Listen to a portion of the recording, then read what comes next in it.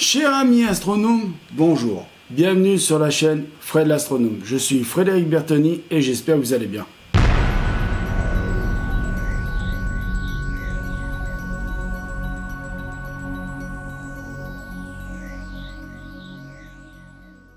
Dans cette petite vidéo assez courte, je vais vous donner un peu des nouvelles où j'en suis pour la série On sait où chercher la vie, donc la vie extraterrestre. Vous savez, je vous avais fait une vidéo teaser. Je vous mettrai le lien en barre d'infos. Et puis je vous mettrai, vous savez, à la fin de la vidéo, je sais plus par où, par là, ou quelque part par là, je vous mettrai la vidéo en rappel. Donc là, je vais vous présenter vite fait les 6 vidéos qui vont arriver pour la suite de cette série, parce qu'il va y avoir 6 vidéos pour vous présenter les 6 planètes candidates à la recherche de vie. Alors, je vais vous les présenter vite fait, bien fait. Il va y avoir, alors, je ne vais pas vous les présenter maintenant, hein, là, je vais vous faire 6 vidéos pour chaque vidéo, pour chaque planète. Là, je vais juste vous dire, voilà, les planètes que je vais vous parler, et celles qui vont être étudiées dans l'avenir futur avec le JWST et avec le ELT. Hein, je vous mettrai des images par-ci, par-là, vous verrez, elles apparaîtront soit à gauche, soit à droite. Voilà. Donc la première planète dont je vous présenterai en vidéo spéciale pour elle, c'est Proxima Centauri B, qui se trouve pile poil dans la zone habitable et tout près de nous. C'est-à-dire, quand je dis tout près de nous, c'est à peu près à 4 années-lumière. Hein. C'est là, hein, quand c'est tout près de nous, c'est là à 4 années-lumière, d'accord, hein. Après, la prochaine planète après que je vous parlerai, et que ça fera l'occasion de faire une vidéo à part entière pour elle, c'est la vidéo TRAPPIST 1E, qui se trouve à 39,5 années-lumière. TRAPPIST 1E, une petite planète qui tourne, qui a tout d'une Terre. Donc voilà, ça c'est... Donc je vous présente... Alors, je vous ferai une vidéo, vous verrez. J'ai fait faire des simulations informatiques de ces différentes planètes. Donc vous verrez, ce sera une petite surprise. D'ailleurs, dans la vidéo, là, par là, vous verrez apparaître... en incrustation PIP, Picture in Picture, avec mon anglais pourri, vous verrez apparaître des petits extraits par là. Je pense que ça va être par là. Voilà. Je me trompe toujours. Ça va être là-bas ou là-bas. Et à gauche et à droite. Ils vont dire, il devient fou. Voilà. Donc, ça, c'est la deuxième planète que je vous présenterai. La troisième planète, c'est aussi une trappiste.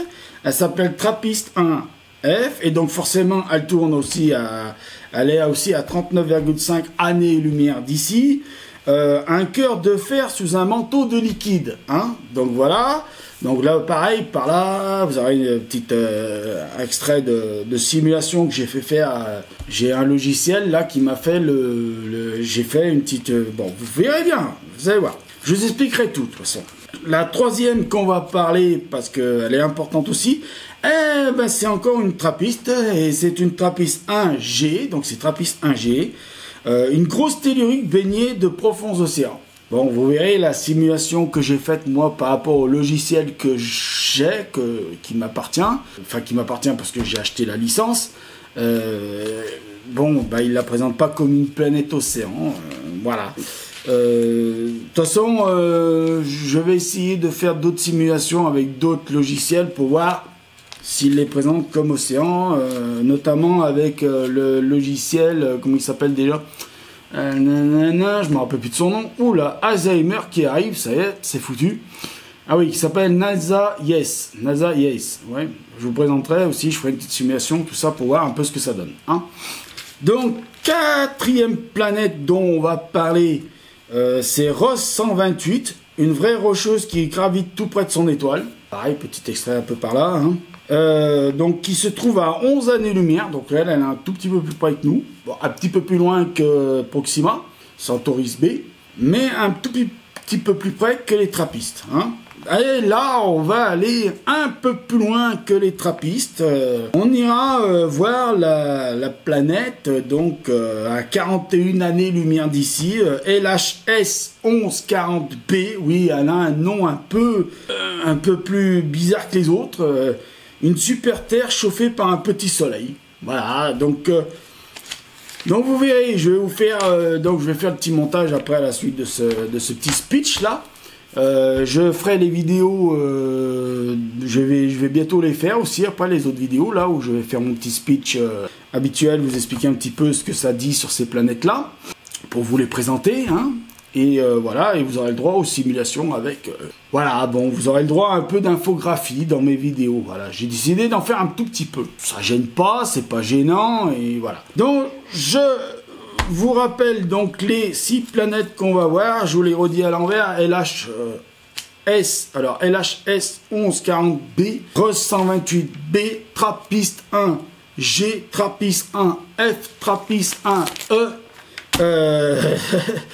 et donc Proxima Centauri B. Alors, je voudrais vous dire que, bon, moi j'ai des informations que j'ai glanées à gauche, à droite, tout ça, tout ça. J'ai mené ma petite enquête sur ces 6 planètes pour savoir ce que les scientifiques en pensent, les astronomes, donc les exoplanétologues, ce qu'ils en pensent. Et voilà, donc c'est mes informations, je vous les donnerai. Voilà, à chaque vidéo, vous aurez donc la vidéo titrée Proxima Centauri B, Trappist 1E, Trappist 1F, Trappist 1G, Rose 128B et LHS 1140B. Elles arriveront bientôt dans la suite. Alors, je voudrais quand même aussi vous donner des petites nouvelles de la série vidéo sur les trous de verre. Donc, je commencerai en janvier parce que je me suis dit, je vais pas commencer à parler de trous de verre sans recommencer à parler un peu de trous noirs. Donc, on va reparler un tout petit peu de trous noirs pour se remettre un peu dans le contexte du trou noir, pour savoir un petit peu ce que c'est, le trou noir, et pour comprendre comment Nathan Rosen et Albert Einstein en sont arrivés au pont Einstein-Rosen, c'est-à-dire le trou de verre. Et pourquoi on parle de trou blanc ou fontaine blanche? Parce que d'après les scientifiques, s'il y a une entrée, il y a un tunnel, il y a forcément une sortie. J'ai traversé le tunnel du Mont Blanc, c'est vrai qu'il y a une entrée, il y a un tunnel, il y a une sortie. Ben, quand vous revenez dans l'autre sens, c'est pareil, hein. C'est l'entrée dans l'autre sens et la sortie dans l'autre. Donc voilà, donc les trous de verre en janvier. Là, pour la fin de l'année, eh ben, on va faire la série sur on sait où chercher, et voilà. Et puis bien sûr, après, il y aura les vidéos sur les fameux JWST, ELT, et il y aura plein, on va parler aussi de ce qu'on va chercher sur ces planètes, et voilà, donc un vaste programme. Donc je fais pas plus long, je vais arrêter là avec cette vidéo, parce qu'il va falloir faire le montage maintenant. Oui. Et oui, sur YouTube, maintenant, il faut faire du montage. Alors, vous voyez qu'il y a le micro Rode NT USB 1. Enfin, c'est NT1 USB, je ne sais plus comment. Enfin, bah, je vous mettrai la référence. De toute façon, toutes les références, c'est pareil, dans la barre de description de tout le matériel que j'utilise. J'ai voulu essayer d'enregistrer ma voix avec directement sur la cam. Parce que vous voyez, il y a une petite sortie casque. Là. Enfin, vous ne la voyez pas, mais alors, attendez, je vais soulever le micro. Il y a une petite sortie casque, vous voyez, il y a un câble qui part, qui va directement à l'appareil photo qui me filme, là, au Panasonic. J'ai voulu tenter de voir si le son était meilleur par rapport excusez-moi, je me penche, au petit micro-cravate que j'utilise d'habitude. Je pense que c'est meilleur, on verra bien ce que ça donne. Voilà. Donc je vous remercie de m'avoir écouté encore une fois, je vous remercie aussi d'être toujours aussi nombreux. Je pense que cette vidéo, parce que demain là je vous en mets une, parce que là au moment où je tourne on est jeudi, jeudi combien? On est jeudi quoi? On est jeudi 11 octobre, donc demain, le vendredi 11 octobre, il y a une vidéo qui est prévue, machin. Je sais pas celle-ci, donc elle va arriver peut-être ouais, d'ici le mois de novembre. Voilà, donc je vous le dis, voilà, normalement au mois de novembre vous avez cette vidéo, à peu près, hein, parce que je sais plus combien de temps il reste de semaines, moi je sais même plus où j'habite là.